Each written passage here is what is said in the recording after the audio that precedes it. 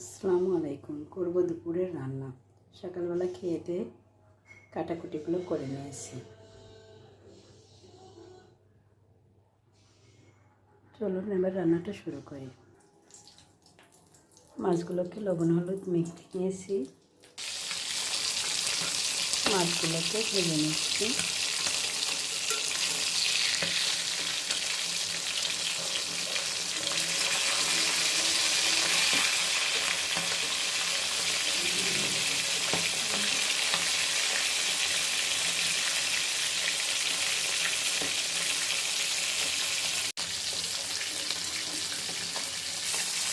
মাছগুলোকে আমি দুবার করে ভেজে নিয়েছি। কড়াইটা ছোটো, এই জন্য আমি দুবার করে ভেজে নিলাম। এবার উঠিয়ে নিয়ে তরকারি বসিয়ে দেবো। তার আগে ছোটো মাছগুলো ভেজে নেব।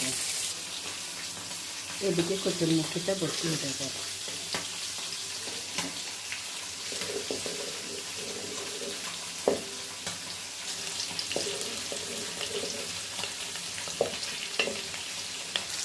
এদিকে ছোটো মাছটা ভেজে নিচ্ছি।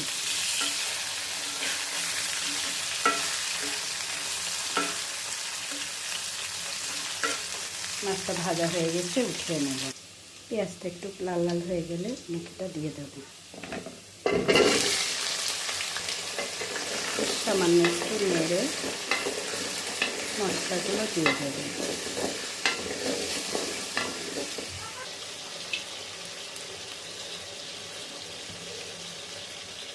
লবণ, হলুদ, এবার দিয়ে দেবো বাটা মশলা, জিরা সরিষা বাটা, এর সঙ্গে 2 কোয়া রসুন দিয়েছি। কচুটা ভালোভাবে কষানোর জন্য একটু পানি দিয়ে দেবো।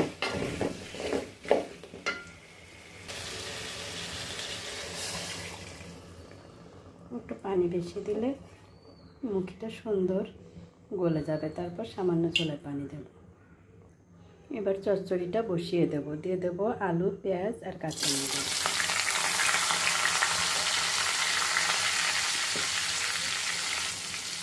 লবণ, একটু হলুদের গুঁড়া,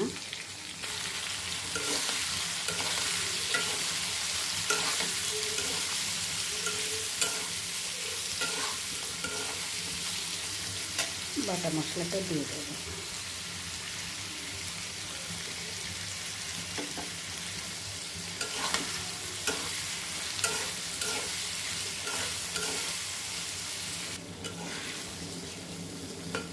একটু আলুগুলোকে ঢাকা দিয়ে কষিয়ে নেব। তারপর বেগুনটা দিয়ে দেব।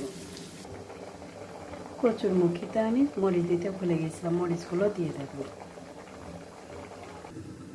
এই ফাঁকে ভাতটা বসিয়ে দিয়েছি।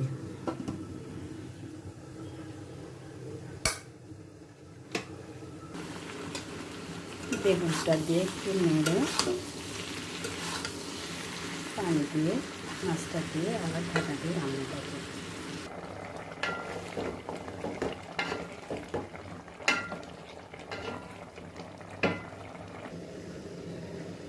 ছোটো মাছের তরকারিটা প্রায় হয়ে এসেছে।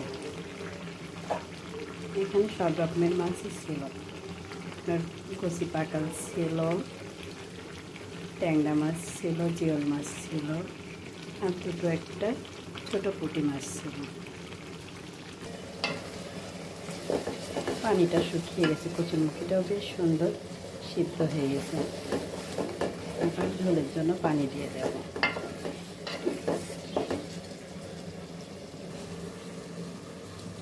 ঝোলের জন্য পানিটা দিয়ে দিচ্ছি। কচুতে একটু ঝোল ঝোল রাখলেই ভালো হয়, নাহলে নামানোর পরে টাইট হয়ে যায় বা ঝোলটা টেনে নেয় কচুতে। এবার মাছগুলোকে দিয়ে দেব।